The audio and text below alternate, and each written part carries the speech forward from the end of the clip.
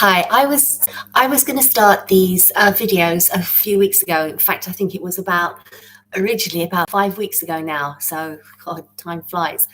But so I apologize about that. The reason being, the first one didn't go ahead because I couldn't work Facebook.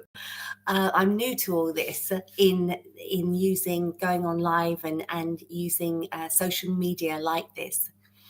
So that's why I'm on YouTube because it's I found it a lot easier. So until I actually get to grips with using a streaming platform and have more experience, I'm going to use YouTube. If anyone actually knows a good streaming service to use that can link up um, Facebook, YouTube, Instagram, all those, and they've had success with it in using it, then please let me know. And then the other 4 weeks, I didn't show up is because I had a really bad fall. I'm over in Spain at the moment, and there's a lot of tiles everywhere in around this villa, and tiles and water, it's not a good mix.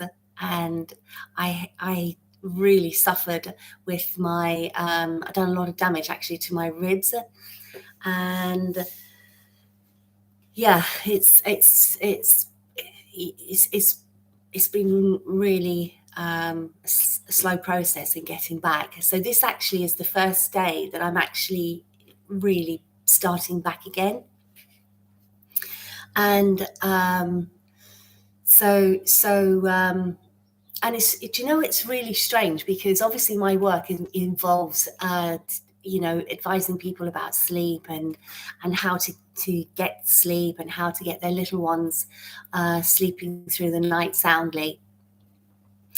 And although I've had 2 children, my children are in their 30s now, so it was a long time ago, but that I really had everyday experience of bringing up a family.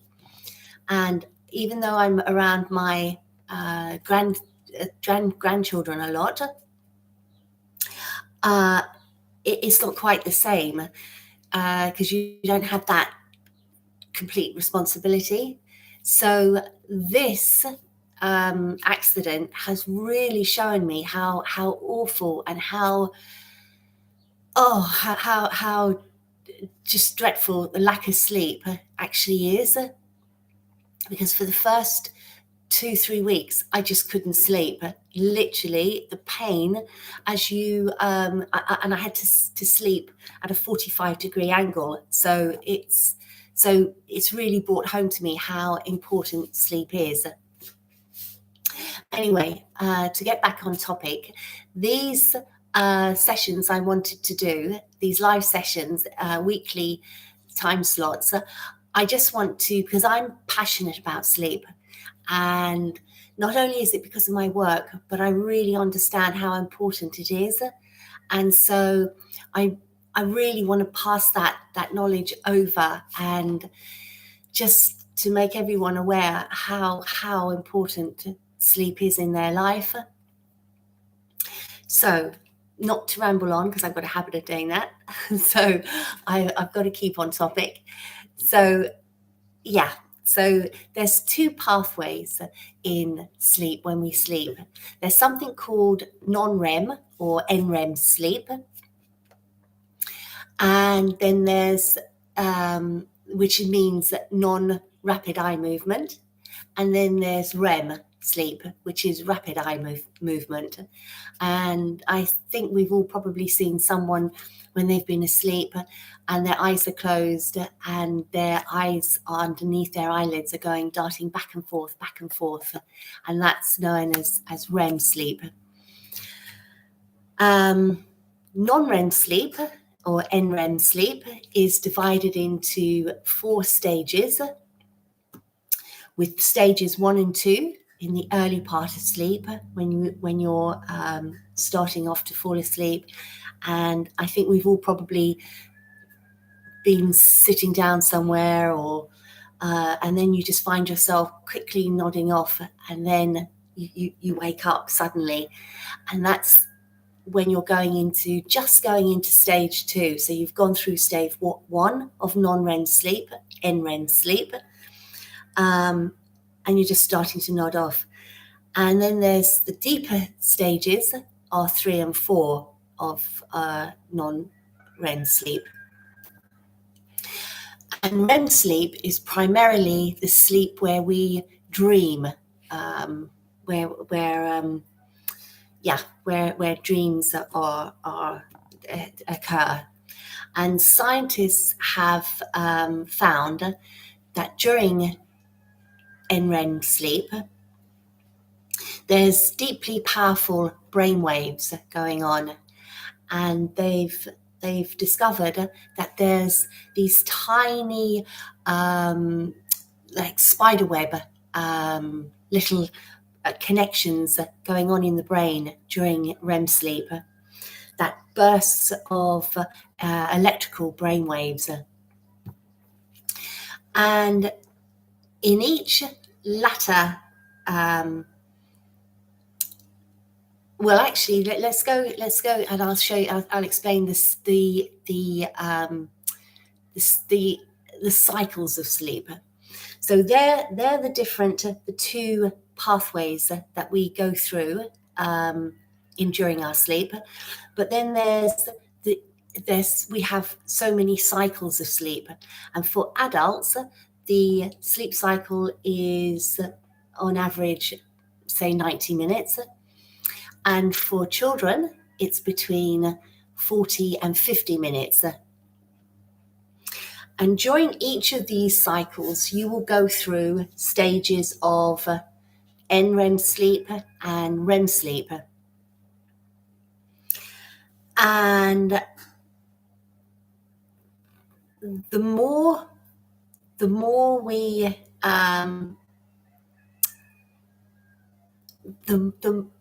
in the earlier part of sleep, scientists have found that there's more of this N-Rem sleep, and then with little bursts of REM sleep, and then towards the end of each cycle of sleep, it slightly changes.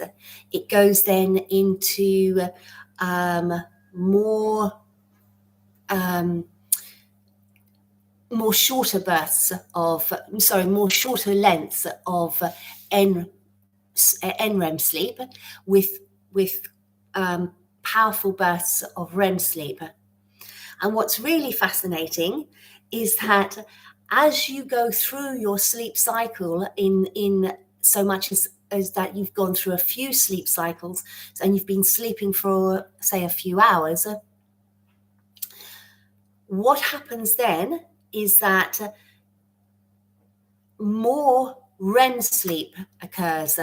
So whereas in the beginning, so when you first start off your sleep, you will be having larger amounts of sleep, and then as time goes on and you've been sleeping a number of hours, especially towards the last quarter of your sleep, like through the night, you will then experience more REM sleep. So if you get up, say, 2 hours or so earlier than you would normally, you can lose up to 50 to 70% of this really important REM sleep, this rapid eye movement REM sleep. And so to get all the benefits of sleep, it's very, very important to actually have every stage of sleep, and preferably undisturbed sleep. And the benefits to your little one, to your children in having sleep, there's for their cognitive and emotional development, it's proven that your immune system is boosted by having good quality sleep. Your little one will consolidate all the experiences and their emotions, their everything they've learned through the day, and that will be all consolidated down during sleep into the certain different compartments of the brain, ready for recall for later on when they need this information. And again, unless you have that real quality of sleep, they will not be able to do that. And it's been proven now the cause of things like children's what they suffer from, and ADHD and things like that. There's been proven that lack of sleep actually contributes towards this. But we'll go into all that in a few weeks' time. The benefits of sleep is also obviously that it restores energy, and growth hormones are released while children sleep. So again, it's very, very important. And also, when children have a good quality sleep, they have a better control of their emotions. So they won't be as grumpy, they'll be more eager to learn. And yeah, so obviously it's really important to get those quality hours in. For adults, it's usually around 8 hours, and for children, it's varying degrees, obviously from when they're born up until to their latter teens. It's different amounts that's needed. And I've got a sleep chart actually that you can download on the website that will give you an idea, and that's for that sleep chart is actually for children from newborns to I think it's about 7 years old up, the one on the website. But yeah, please download that, and that gives you some idea. Right, so that's my first one over. I'm not going to ramble on. I don't want you to think, oh, it was better when she didn't turn up, because I don't want to bore you all. But hopefully you've learned a little bit. And I was going to do these every Wednesday at 12 o'clock. But I think now I'm going to actually change that to Fridays at 12 o'clock UK time, GMT. So I look forward to seeing you not this Friday, but next Friday. And yeah, thank you for listening.